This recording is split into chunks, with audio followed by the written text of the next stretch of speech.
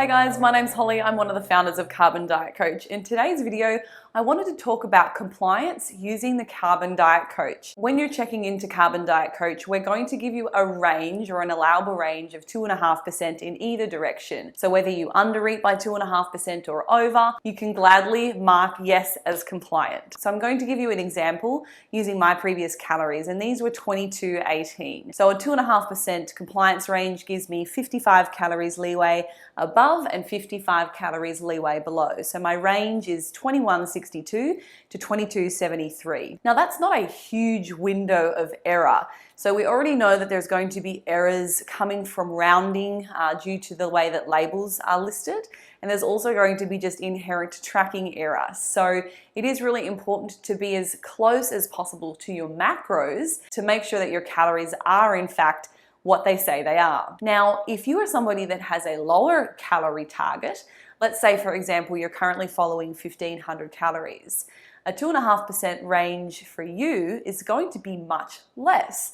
So let's do some quick math. 2.5% to 1500 is 37 calories. So you have a 37 calorie buffer, higher or lower. So the margin of error you now have is slowly becoming smaller and smaller. And this is why accuracy as you get to the final end of a diet is so important, because you don't have a lot of wiggle room for error. So how can we break down that 37 calories?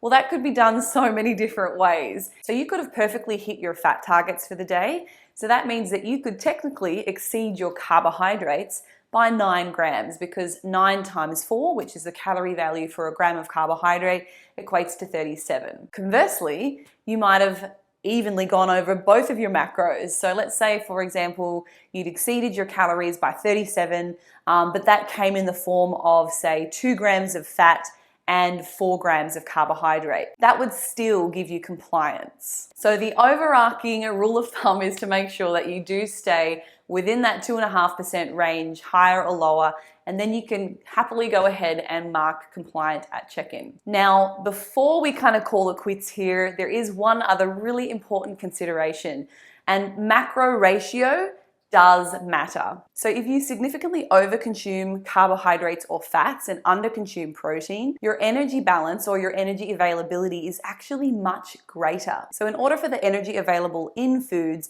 to become available to us to go about our day-to-day activity, it has to be broken down and metabolized, and this process requires energy. Protein is by far the most thermogenic, with 20 to 30% of the energy available from the food going towards that breakdown process. This is followed by carbohydrates at around 5 to 10%, and lastly followed by fats at 0 to 3%. Let me give you an example of how you might actually be over-consuming calories if you underconsume protein by 100 calories, but overconsumed either carbohydrate or fat by 100 calories. So for the digestion of dietary fats, almost all of that 100 calories is going to become available to you. In fact, 97 to 100 calories, due to the thermic effect of fats, is now available. But for protein, due to its higher thermic effect, around 70 to 80 calories is actually available to us for energy. So while this isn't a significant error on its own and it only happened once,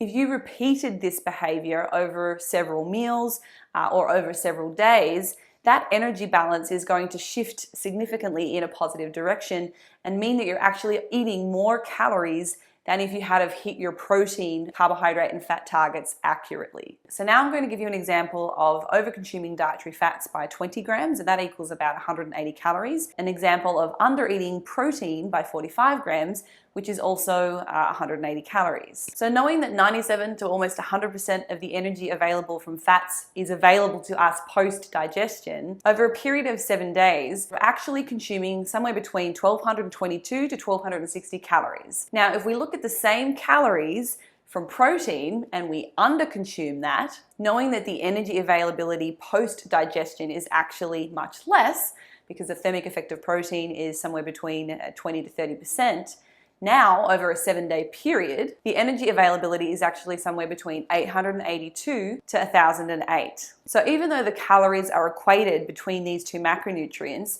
the differences in energy availability after 7 days is actually 378 calories.